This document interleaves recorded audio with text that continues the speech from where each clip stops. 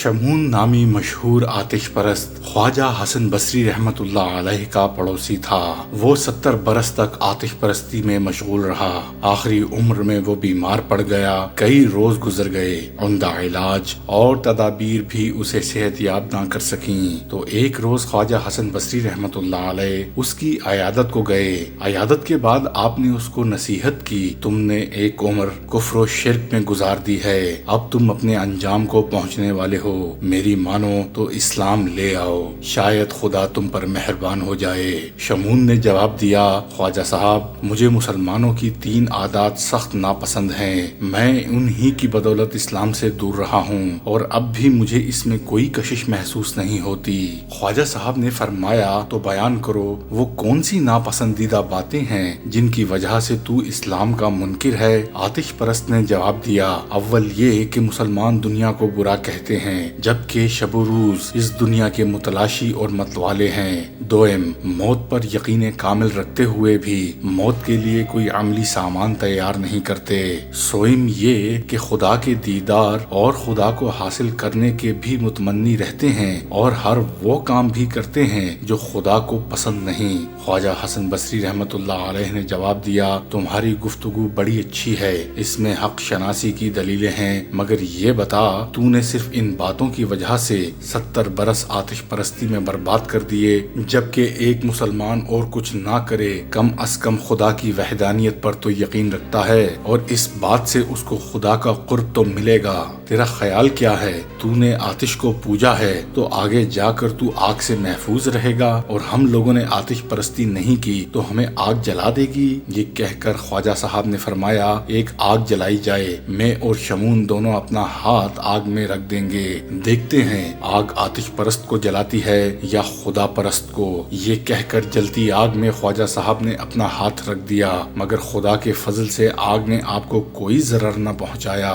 شمون نے یہ روح پرور منظر دیکھا تو اس کا دل ہدایت الہی سے منور ہو گیا اور فوراً خواجہ حسن بصری رحمت اللہ علیہ کے آگے ہاتھ جوڑ کر بولا، حضرت اسی وقت کلمہ پڑھائیے، کفر و شرک میں ایک عمر بسر کی ہے، چند سانسیں باقی ہیں، کیا خبر یہ گھڑی پھر نصیب ہو کہ نہ ہو؟ اس کے ساتھ یہ مطالبہ بھی کیا، اگر میں خدا پر ایمان لے آؤں تو کیا آپ مجھے گارنٹی دے سکتے ہیں کہ میں عذاب الہی سے بچ جاؤں گا؟ خواجہ صاحب نے فرمایا، کیوں نہیں، میں تمہیں لکھ کر دیتا ہوں کہ اگر تم مسلمان ہو جاؤ تو خدا تمہیں ضرور بخش دے گا۔ چنانچہ ایک اقرار نامہ تیار کیا گیا جس پر حضرت خواجہ حسن بصری اور دیگر عادل حضرات کے دستخط بطور گواہ کے رقم کیے گئے تھے۔ پھر شمون نے کلمہ پڑھا اور مسلمان ہو گیا۔ ادھر وہ مسلمان ہوا، ادھر اس کی روح قفس انصری سے پرواز کر گئی۔ خواجہ صاحب نے اس کو غسل دیا، کفنایا اور وہ عہد نامہ اس کے ہاتھ میں دے دیا اور اس کو اپنے ہاتھوں قبر میں اتارا۔ رات کو خواجہ صاحب کو ایک پل کے لیے بھی نیند نہ آئی، ساری رات نوافل میں ادا کی اور خدا کے آگے عرض کرتے رہے، اے رب کریم، میں تو خود ایک گناہگار آدمی ہوں، میں کسی کی بخشش کی کیا ضمانت دے سکتا ہوں؟ میں نے ایک دعویٰ کر دیا ہے، اب تو میری لاج رکھنے والا ہے، ورنہ قیامت کے روز میں اس شخص کو کیا منہ دکھاؤں گا جس نے میری ضمانت پر کلمہ پڑھا۔ اسی بے کلی میں خواجہ صاحب کی آنکھ لگ گئی، خواب نظر آیا، کیا دیکھتے ہیں کہ شمون کے سر پر تاج ہے اور وہ مکلف لباس میں ملبوس جنت کے باغات میں سیر کر رہا ہے۔ خواجہ صاحب نے فرمایا، اے شمون، سنا تیرا کیا حال ہے؟ شمون بولا، اے حسن بصری، میں بتانے کے لیے وہ زبان اور وہ الفاظ نہیں رکھتا کہ خدا نے مجھ پر کیا کیا مہربانیاں کی ہیں، مجھے میرے گناہوں کی معافی دی، مجھے بہشت کے محلات میں اتارا، مجھے اپنا دیدار کروایا اور وہ انعامات دیے کہ بس میں کچھ بھی بیان کرنے کی قدرت نہیں رکھتا۔ پھر اس نے وہ عہد نامہ حضرت حسن بصری کو واپس کر دیا اور کہا، اب آپ پر کوئی ذمہ داری نہیں، آپ ہر ضمانت سے سبکدوش ہیں۔ جب حضرت خواجہ حسن بصری کی آنکھ کھلی تو حیران رہ گئے کہ وہ اقرار نامہ آپ کے ہاتھ میں تھا جو آپ شمون کو دے کر قبر میں اتار آئے تھے۔ آپ فوراً سجدے میں گر گئے اور عرض کی، اے مالک کون و مکان، تیری ذات کتنی مہربان اور غفور الرحیم ہے، ایک آتش پرست کو جس نے 70 سال تیری نافرمانی کی اور فقط ایک مرتبہ کلمہ پڑھا تو نے اتنی نافرمانیوں کو بے معنی کر دیا اور اس کو نہ صرف بخش دیا بلکہ اس کو بلند و بالا درجات بھی عطا فرمائے۔ آواز آئی، حسن بصری، تو نے ہمارے بھروسے پر وعدہ کیا اور ایک گمراہ کو سیدھی راہ پر لایا، پھر ہم تمہیں کیوں کر رسوا کرتے؟ ہمیں تو تمہارا بھرم رکھنا منظور تھا۔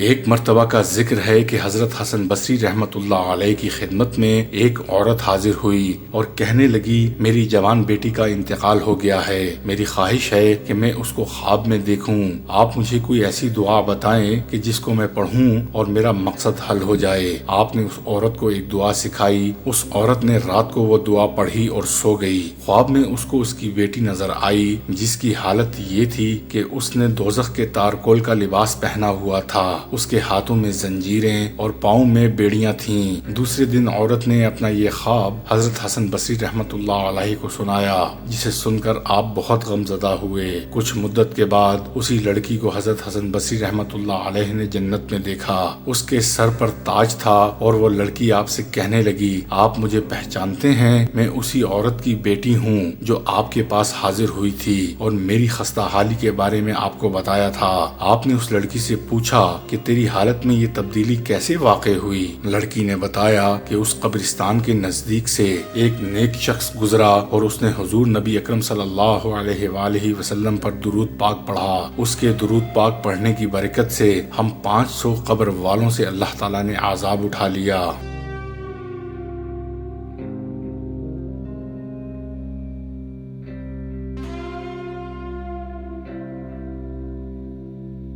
ایک مرتبہ کا ذکر ہے کہ حضرت حسن بصری رحمت اللہ علیہ اپنے شاگردوں کے ہمراہ کہیں تشریف لے جا رہے تھے کہ آپ نے راستے میں ایک امیر آدمی کو دیکھا جو اپنے غلاموں کے ساتھ گھوڑے پر سوار انتہائی فاخرانہ لباس پہنے ہوئے چلا جا رہا تھا۔ آپ نے اس امیر آدمی سے دریافت کیا کہ تم کہاں جا رہے ہو؟ امیر آدمی نے جواب دیا کہ میں بادشاہ کے دربار میں جا رہا ہوں۔ حضرت حسن بصری رحمت اللہ علیہ نے فرمایا کہ تم نے اس قدر قیمتی اور خوبصورت لباس پہن رکھا ہے اور لباس پر خوشبوئیں بھی لگا رکھی ہیں، تم اس شان و شوکت کے ساتھ بادشاہ کے دربار میں جا رہے ہو اور اس بات کا تم نے پورا خیال رکھا ہے کہ کہیں تمہیں بادشاہ کے دربار میں شرمندگی کا سامنا نہ کرنا پڑے۔ حالانکہ حقیقت یہ ہے کہ بادشاہ کے دربار والے بھی تمہاری ہی طرح کے انسان ہیں۔ اب تم خود ہی سوچو کہ کل قیامت کے دن اللہ تعالیٰ کے دربار میں جہاں پر بڑے بڑے جلیل القدر انبیاء کرام اور عظیم المرتبت برگزیدہ ہستیاں موجود ہوں گی، تم اپنے گناہوں کی گندگی کی وجہ سے شرمندہ نہ ہوگے؟ حضرت حسن بصری رحمت اللہ علیہ کی یہ بات سن کر وہ امیر آدمی بڑا متاثر ہوا اور سوچ میں پڑ گیا۔ آپ نے اسے سوچ میں پڑے دیکھا تو فرمایا، مجھے یہ بتاؤ کہ تم نے کبھی اپنے گھوڑے پر اس کی ہمت سے زیادہ بوجھ ڈالا ہے؟ امیر آدمی بولا، کبھی نہیں۔ ارشاد فرمایا، کتنی عجیب بات ہے کہ تم گھوڑے پر تو رحم کرتے ہو لیکن اپنے نفس پر رحم نہیں کرتے اور اس پر گناہوں کا بوجھ ڈالتے جا رہے ہو۔ کبھی تم نے سوچا ہے کہ اس کا انجام آخر کیا ہوگا؟ امیر آدمی یہ پر اثر بات سن کر فوراً گھوڑے سے نیچے اتر آیا اور حضرت حسن بصری رحمت اللہ علیہ کے سامنے اپنے گناہوں سے تائب ہوا اور پھر ہمیشہ کے لیے نیکی کی راہ پر گامزن ہو گیا۔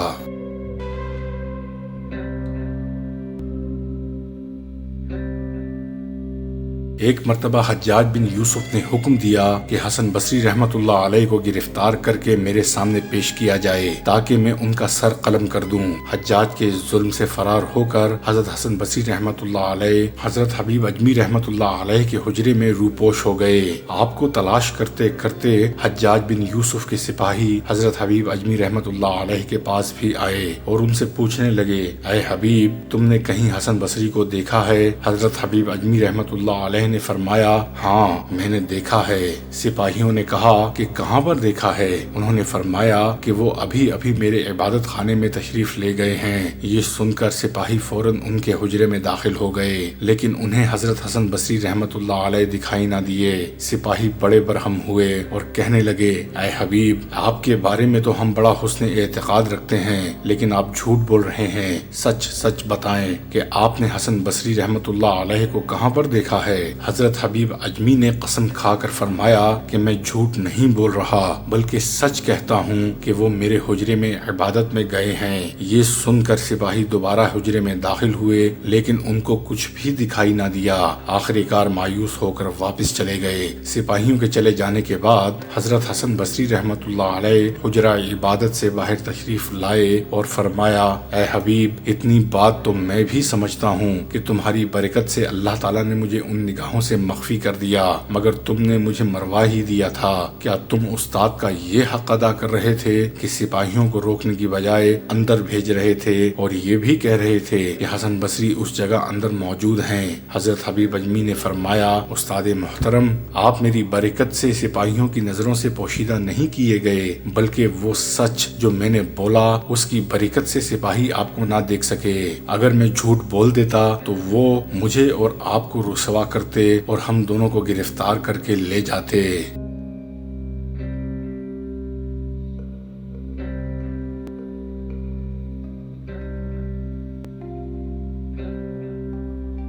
خواجہ حسن بصری ایک روز حبیب اجمی رحمت اللہ علیہ کے گھر کھانا کھا رہے تھے۔ کھانے میں جو کی روٹی اور نمک تھا۔ خواجہ حسن بصری نے کھانا شروع کیا تو اچانک ایک سائل آ گیا۔ حبیب اجمی نے خواجہ صاحب کے آگے سے روٹی اٹھا کر فقیر کو دے دی۔ خواجہ حسن بصری کو یہ بات اچھی نہ لگی اور فرمایا، حبیب، تم میں شائستگی تو ہے مگر علم سے بالکل خالی ہو۔ کیا تمہیں معلوم نہیں کہ مہمان کے آگے سے روٹی اٹھا کر دینا اخلاقیات کے خلاف ہے؟ اور اگر خیرات کرنی ہی تھی تو آدھی روٹی بھی دے سکتے تھے، وہی کافی ہوتی۔ حبیب اجمی خواجہ صاحب کی بات سن کر خاموش ہو گئے اور کوئی جواب نہ دیا بلکہ دروازے پر نظریں جمائے رکھیں۔ چند ہی لمحوں کے بعد ایک شخص ایک خوان لے کر حاضر ہوا اور حبیب اجمی رحمت اللہ علیہ سے کہا کہ اس خوان میں مختلف انواع کے کھانے ہیں اور اس کے علاوہ یہ 500 درہم ہیں۔ کھانے آپ کے اور آپ کے مہمان کے واسطے ہیں اور یہ رقم صرف آپ کے اخراجات کے لیے ہے۔ حبیب اجمی رحمت اللہ علیہ نے دونوں چیزیں لے لیں اور خواجہ حسن بصری سے فرمایا کہ اب کھانا تناول فرمائیں۔ انہوں نے کہا، آپ بھی ساتھ شریک ہوں۔ چنانچہ حبیب اجمی بھی ان کے ساتھ کھانے میں شریک ہو گئے۔ دونوں نے شکم سیر ہو کر کھایا۔ کھانے کے بعد حبیب اجمی نے خواجہ صاحب رحمت اللہ علیہ سے کہا، آپ میرے استاد اور پیر و مرشد ہیں، اس لیے آپ کے آگے دم مارنے کی مجھے مجال نہیں، مگر ایک بات ضرور عرض کرنا چاہتا ہوں۔ خواجہ صاحب رحمت اللہ علیہ نے فرمایا، ضرور ضرور، تمہیں اجازت ہے۔ حبیب اجمی رحمت اللہ علیہ بولے، یا حضرت، یہ سب کچھ اللہ تعالیٰ پر رزق کے سلسلے میں کامل یقین رکھنے کا نتیجہ ہے اور یہ بات مجھے آپ ہی کی صحبت سے ملی ہے۔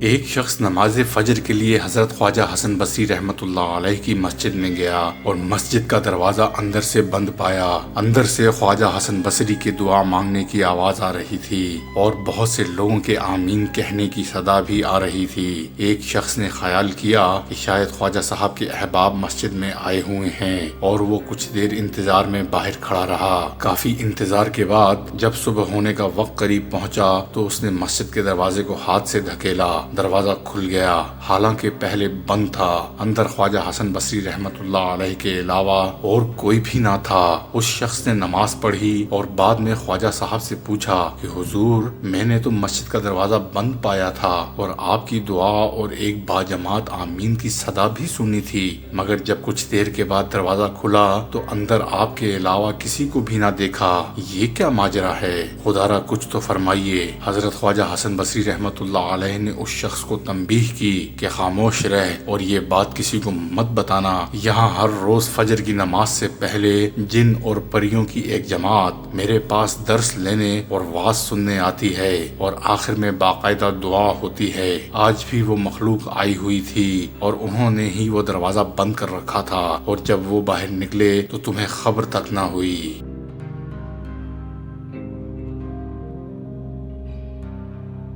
یہی تھی آج کی ہماری ویڈیو۔ اگر ویڈیو پسند آئے تو برائے مہربانی ویڈیو کو لائک، شیئر اور سبسکرائب کیجیے گا۔ میری اور میری ٹیم کی حوصلہ افزائی کیجیے گا۔ ملتے ہیں اگلی ویڈیو میں۔